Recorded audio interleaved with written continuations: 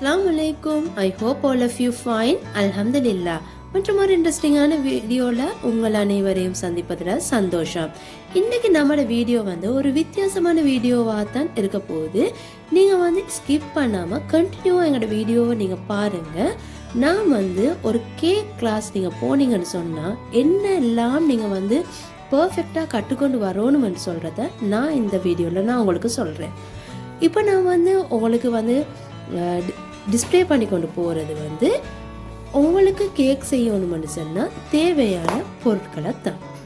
சாதாரணமாக beginners cake class போகிற நேரம் சரியான ஒரு ஆசையில் ஆர்வத்தில் அவங்க போகிறாங்க.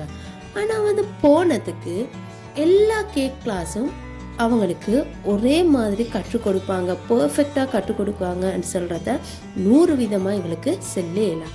ஏன்னு சொன்னால் நாங்களும் நிறைய கேக் கிளாஸுக்கு பேத்திக்கிறேன். ஆனால் போகிற நேரம் ஒவ்வொரு கேக் கிளாஸ்லேயும் ஒவ்வொரு டீச்சர்ஸ் ஒரே கேக்கை ஒவ்வொரு விதத்தில் சொல்லித்தராங்க.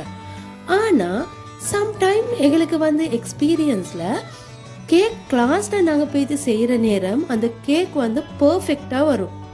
அதே நேரம் அதை நாங்கள் வீட்டில் ட்ரை பண்ணுற நேரம் அந்த கேக்கில் நிறைய பிரச்சனை நாங்கள் சந்திக்கிறோம். அதே நேரம் எங்களுக்கு வார இன்னும் ஒரு சிக்கல் தான், நாங்கள் கேக் கிளாஸ்ன்னு போயிட்டு அந்த இடத்துக்கு நாங்கள் ஈக்கிற நேரம் சில விஷயங்களை அந்த டீச்சர் செஞ்சு வைப்பாங்க. அப்போ டீச்சர் செஞ்சு வைக்கிற நேரம் நாங்கள் போய்த்து அந்த மற்ற கடைசி கொஞ்சத்தையும் முடிச்சுட்டு வர மாதிரி தான் இருக்கும். சம்டைம்ஸ் சில டீச்சர்ஸ் கிட்ட நாங்கள் கேக் கிளாஸ் போகிற நேரம் அவங்க சில கேக் ஆர்டர்ஸ் எடுத்திருப்பாங்க. அந்த கேக்கை எங்களுக்கு கிளாஸ் மாதிரியும் அவங்களுக்கு அந்த வேலையை லேசுப்படுத்துறதுக்கான மாதிரியும் அமைஞ்சிருக்கும். இது நான் யாரையும் குத்தம் சொல்லல. நீங்கள் கேக் கிளாஸா இல்லை எந்த விதமான குக்கரி கிளாஸா இல்லை தெய்ய கிளாஸா நீங்கள் போகிற நேரம் நீங்கள் போகிற டீச்சர் எப்படி உங்களுக்கு அந்த கேக்கை படித்து தாங்குற என்றதை பற்றி நீங்கள் நிறைய முன்னுக்கு உங்களுக்கு தெரிஞ்சவங்கள்ட்ட கேட்டுக்கொண்டு போங்க. ஏன்னு சொன்னால் நாங்கள் கேக் கிளாஸுக்கெல்லாம் ஒரு நாளைக்கு ஸ்ரீலங்காலேண்டா சாதாரணமாக 1000, 1500, 10,000 அந்த மாதிரியும் எடுக்கிறாங்க. ஆனால் இப்போ நிறைய டீச்சர்ஸ் மாதிரி அப்படி இல்லை. கேக் கிளாஸ் வச்சா அவங்க நிறைய நல்லா ஒழுங்காக படித்து தருவாங்க. அது மாதிரி தான் நான் கடைசியாக போன ஏண்ட டீச்சர் கூட எனக்கு கேக் சொன்னால் அதை எப்படி செய்யணும், என்னென்ன டூல்ஸ் எல்லாம் வேணும், எங்களுக்கு என்னென்ன பொருட்கள் வேணுமன்றத அவங்க எனக்கு நல்ல பர்ஃபெக்டாக படித்து தந்தாங்க.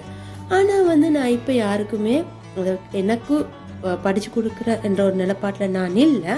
ஆனால் நான் நினச்சிக்கிறேன், எனக்கு நான் லாஸ்ட் கிளாஸில் என் டீச்சர் எனக்கு படித்து தந்த விஷயங்களை எந்த ஒளிவு மறைவும் இல்லாமல் என் யூடியூப் சேனலில் நான் அப்லோட் பண்ணணும்னு சொல்லி, அப்போ என் யூடியூப் சேனலில் இதுக்கு போகிறதுக்கு பேக்கிங் கிளாஸ் எபிசோட் 1, 2 சொல்லி போடணும்னு நான் பிளான் பண்ணிக்கிறேன்.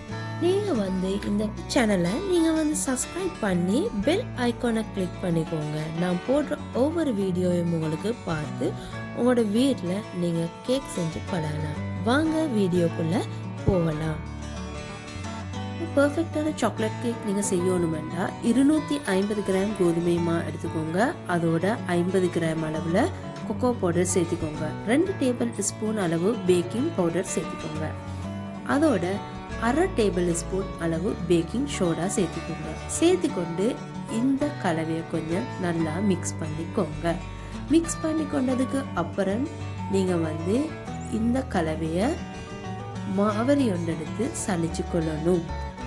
அதுக்கு சலிக்கிற நேரம் 3 தடவைகள் நீங்கள் சலிக்க வேணும். அது பேக்கிங் டிக்ஸ்ன்னு சொல்லுவாங்க. சாதாரணமாக ஒரு கேக் செய்கிறன்னு சொன்னால் நீங்கள் பேக்கிங் சோடாவையும் மாவையும் சேர்த்து 3 படம் சலிச்சு எடுக்கிறது ஒரு பேக்கிங் கெம்ன்னு சொல்லுவாங்க. உங்களோட கேக் அடையாமல் பர்ஃபெக்டாக உங்களுக்கு வரணும்னு சொன்னால் இப்படி சலிச்சு எடுத்துக்கோங்க. அது இன்னும் ஒரு ரீசன்னு சொல்கிறாங்க, பேக்கிங் பவுடரும் மாவும் எல்லா இடத்துலையுமே சரிசமமாக கலவையாக மிக்ஸ் ஆகிறதுக்கும் கூட இப்படி சலிக்கணும்னு சொல்லி, நீங்கள் இவற்றை கேக் கிளாஸில் அநேகமான டீச்சர் சொல்லி தருவாங்க. சிலர் அவற்றுக்கு காரணத்தை சொல்லி தராமல் சலிச்சு எடுத்துக்கோங்கன்னு சொல்லி தருவாங்க. ஆனால் வந்து இப்படி சதிச்சு எடுத்துக்கொள்வது நல்ல மெண்டு நான் சொல்கிறேன். அப்போ தான் உங்களோட கேக் வந்து பர்ஃபெக்டாக வரும். அதுக்கப்புறம் 1/4 கப் அளவு நீங்கள் ஃப்ரெஷ் மில்க் எடுத்துக்கோங்க. அதோட 2 டேபிள் ஸ்பூன் அளவில் வந்து பால்மா சேர்த்துக்கோங்க. சேர்த்துக்கொண்டு இவற்றையும் நீங்கள் வந்து நல்லா கிளறிக்கோங்க. அதோட 1 டேபிள் ஸ்பூன் அளவு வெனிகர் சேர்த்துக்கொள்ளணும். இது சாக்லேட் கேக் என்பதனால நீங்கள் பார்த்துப்பீங்க, நீங்கள் எவ்வளோ சாக்லேட் கேக் செஞ்சிருந்தாலும் கடையில் நீங்கள் வாங்குகிற மாதிரியான சாக்லேட் கேக் வரலன்னு சொன்னால் காரணம் வந்து இந்த டிப்ஸ் தான், அதாவது பாலுக்கு வினிகர் சேர்த்து கொள்வது. அதுக்கப்புறம் நீங்கள் ரூம் டெம்பரேச்சரில் வச்சுக்கிற பட்டரோட 250 கிராம் பட்டர் நான் இங்கே எடுத்துக்கிறேன். அதோட 250 கிராம் சீனி சேர்த்துக்கொள்கிறேன். நீங்கள் சீனியை கொஞ்சம் பவுடர் பண்ணி சேர்த்திக்கோங்க. சேர்த்து கொண்டதுக்கு அப்புறம் இவற்றை வந்து நீங்கள் நல்லா மிக்ஸ் பண்ணிக்கோங்க. மிக்ஸ் பண்ணி கொண்டதுக்கு அப்புறம் வந்து நீங்கள் எக் சேர்த்துக்கொள்ளணும். நீங்கள் எக் சேர்த்துக்கொள்கிறதுக்கு முதல்ல நீங்கள் பட்டரையும் சீனியையும் மிக்ஸ் பண்ணுற நேரம் உங்களோட இந்த டோட கலர் மாறணும். அதாவது மஞ்சள் கலராக இருந்த டோ இப்போ உங்களுக்கு பார்த்தா விளங்கும் வெள்ளை கலராக மாறிக்கொண்டு வருது. இப்படி ஒரு வெள்ளை கலராக மாறினால்தான் நம்மளோட கேக்கினுடைய பட்டரில் வந்து பர்ஃபெக்டான ஸ்டெப்பாக வந்திருக்கும். அதுக்கப்புறம் நீங்கள் உங்களோட முட்டையை மஞ்சள் கரு வேறாகவும் வெள்ளை கரு வேறாகவும் நீங்கள் செப்பரேட்டாக பிரித்து எடுத்துக்கொண்டு மஞ்சள் கருவை கொஞ்சம் கொஞ்சமாக நீங்கள் சேர்த்து நீங்கள் பீட் பண்ணி கொள்ளுங்க. ஒரே தடவையில் வந்து மஞ்சள் கருவை சேர்த்துக்கொள்ளவான நீங்கள் 2 தடவை இல்லைன்னா 3 தடவை மாதிரி இந்த மஞ்சள் கருவை இந்த மிக்சரோடு சேர்த்து நல்லா பீட் பண்ணிக்கோங்க.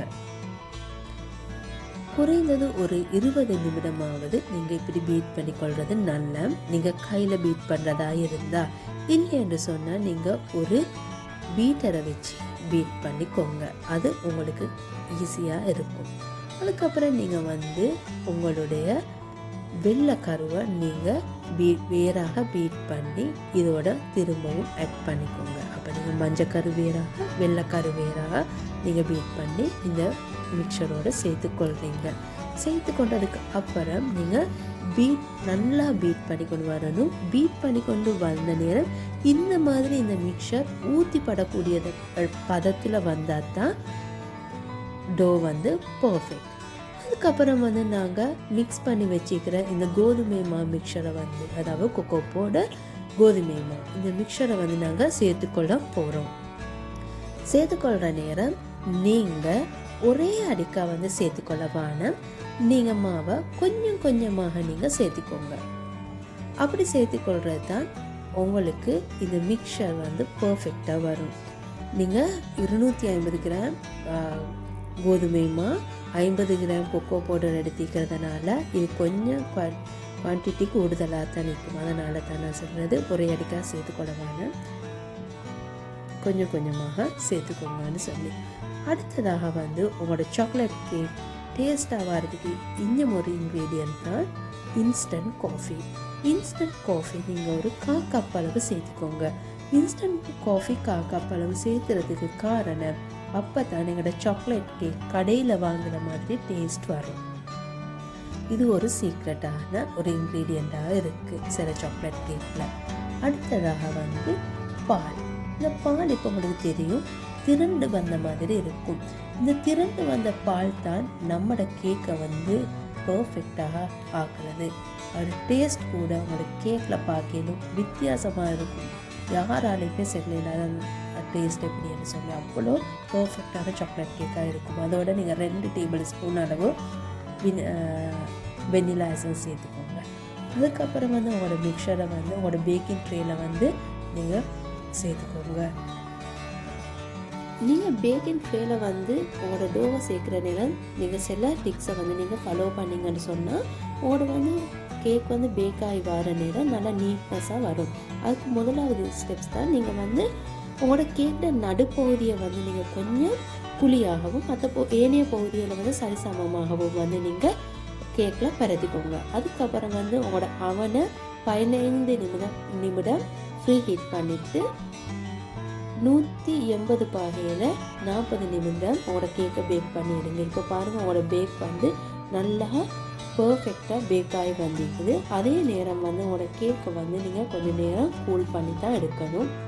இப்போ பாருங்கள், இந்த கேக் நல்லா ஸ்பஞ்சாக அழகாக வந்திருக்குன்னு சொல்லி உங்களுக்கு இந்த கேக்கை வந்து நீங்கள் கட் பண்ணி ஐசிங் கூட பண்ணிடலும். நீங்கள் ஒரு கேக்கை பார்த்தா உங்களுக்கு விளங்கும். கட் பண்ணுற நேரம் கூட இந்த கேக் வந்து உடையலை வெளியலை, அவ்வளோ நல்ல பர்ஃபெக்டாக இந்த கேக் வந்திருக்கு. நீங்கள் வந்து கேக் பழகிற நேரம் முதல்ல வந்து பட்டர் கேக் செய்யத்தான் நீங்கள் பழக வேணும். நான் இந்த இடத்துல பட்டர் கேக் இன்றைக்கி நான் ஃபஸ்ட்டே செஞ்சு காட்டல. காரணம் வந்து என் சேனலில் ஆல்ரெடி நான் வந்து பட்டர் கேக் எப்படி செய்கிறேன்னு சொல்லி அப்லோட் பண்ணிக்கிறேன். நீங்கள் அந்த வீடியோவை போய் பாருங்கள். அந்த வீடியோவில் நான் பட்டர் கேக் எப்படி பர்ஃபெக்டாக ஒரு பிகினர் செய்யணும் அண்டு எப்படி செய்ய பழகணுமென்று நான் அப்லோட் பண்ணிக்கிறேன். நீங்கள் அந்த வீடியோவையும் பார்த்து பட்டர் கேக் எப்படி செய்கிறேன்னு சொல்லி தெரிஞ்சுக்கோங்க. இன்னும் ஒரு வீடியோவில் உங்களை சந்திக்கும் வரை டேக் கேர். பாய் பாய்.